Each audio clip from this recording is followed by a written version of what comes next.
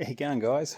Just doing a little bit of faffing around with the old brown ute here. I've got a few dramas in my shed at the moment that's slowed me down a little bit. So I'm just spending a day playing with this because I'm held up. So what's actually happened, we'll get back to the ute. We're actually trying to make a piece to fit in here where this back of the parcel shelf's all rusted away in the box section under the back window. And I've been walking around it for a while because this piece here is a little bit tricky to make, but I'm confident I've got it sorted now. But what actually happened the other day was I'm in the process of doing a transmission and engine upgrade in my truck, and I've got this transmission here which is all ready to go. What I'm going to do is I'll turn you around. So here's a 18 speed Road Ranger, and if you're in the know, it's a 22 series box, so this is the biggest one they make. And the idea of going overkill is, well, when it was available, and I'm an opportunistic bugger that will buy stuff cheap when he can, but it means that I can put any engine I want in front of it later on, and it won't matter because the gearbox is as big as they come and I can't break it. So this one came out of a mine truck, and it's actually a brand new gearbox. It did a few months' work and the truck was damaged and written off. So I landed on my feet with this one. It came with a clutch, and there's part of the clutch down there. But the bell housing hadn't been painted, and these mine trucks work in highly salty locations in Western Australia, and some places the groundwater and the ground salt levels are 7 times that of the ocean, so it's pretty corrosive. So the bell housing hadn't been painted. It was all scaly, rusty.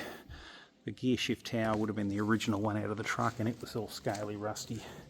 And this, likewise, I put a new rear seal in it, and this housing on the back had gone quite rusty, so I blasted that while it was off.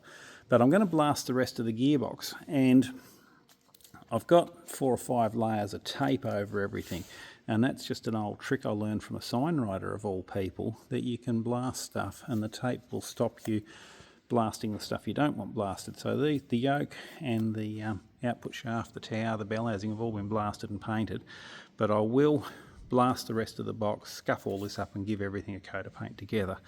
So I had this more or less ready to lift out and take to the sandblasting shed on the weekend, all bar just taping up this spot on the side here, and I went to open the roller door, and lo and behold, the chain drive for the roller door fails, and so I'm stuck inside the shed. I can't open the doors, and the trouble I've got is my old roller doors. Right, what's actually happened is we look up the top, that little gear drive up there's died, broken it off. It's all plastic, and these doors are 30 plus years old, and I got them second hand with a few bits and pieces, and I've used up all the spare gear drive parts, and finally had to buy something different, but you can't buy the parts anymore. But I've got some that fit a B&D door, which is a really common roller door in Australia, but I need to make an adapter to make it work. Deb's away, and hence the reason I'm being the cameraman as well today, as well as the presenter. And so I don't want to be climbing up the top of the ladder 4.6 metres up and faffing around up there by myself and run the risk of falling down in an untidy heap. I'm putting light in your eyes, so I'm a shocking cameraman. I need Deb back here. So we've got these gear drive parts down here. The one I need has got the bolts further out.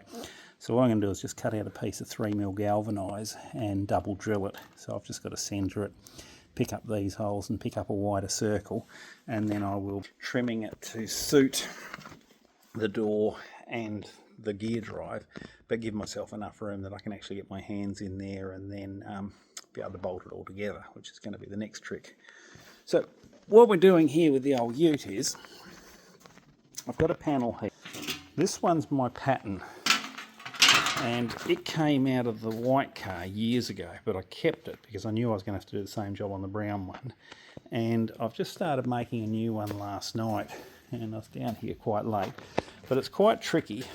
It's got, first of all, just the bead rolled line in there. I did that with the pullmax, and what I did to get the curve right was I just made a little fence and I tacked it on, and then just ran the fence next to the tooling and ran it through the pullmax and got that bead line through there. That was fine.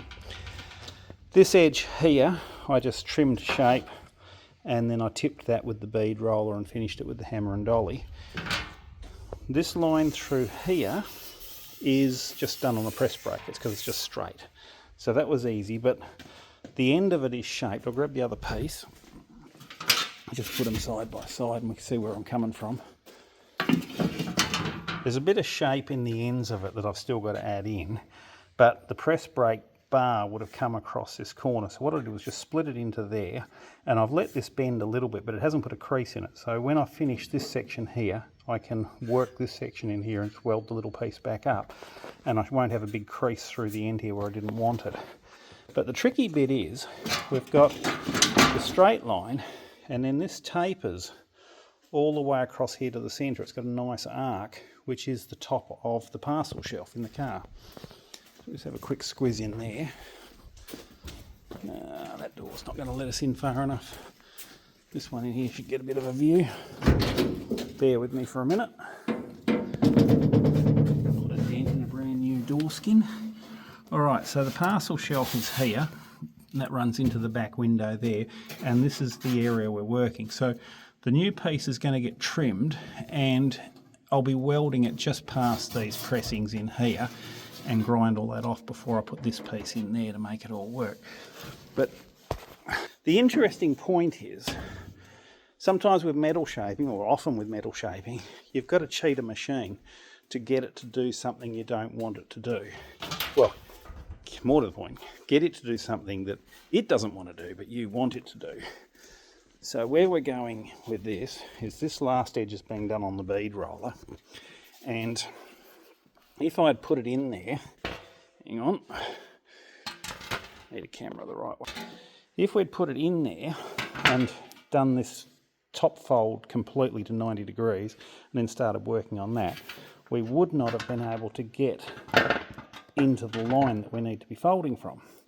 So what I did was I bent this edge here to about 45 degrees, and then I tipped the edge up to probably only 20 or 30 degrees, and then I came back and I folded this one to 90, and then I've come back, well, I'm not even quite at 90, I'm probably at about 80 degrees or 85 degrees there on the end at the moment, but I'm going to come back and tip it again and get it further out to where we want it. But on top of that, I've also been shrinking this edge along here. See, it's got a bit wavy on the edge running across there. Well, I've been putting that into the shrinker stretcher and just shrinking the high spots out of it and getting it back to a flat thing, because we want this to poke straight out across the edge here when the whole part's finished. So the whole point of it is sometimes with your metal shaping, you've got to be thinking 6 steps ahead, game of chess, working out what you can and can't get away with as you're making it, and then staying on top of it. So anyway, I'm going to get back to it, faffing away with it and tip it up, and I'll talk to you soon. Thanks, guys.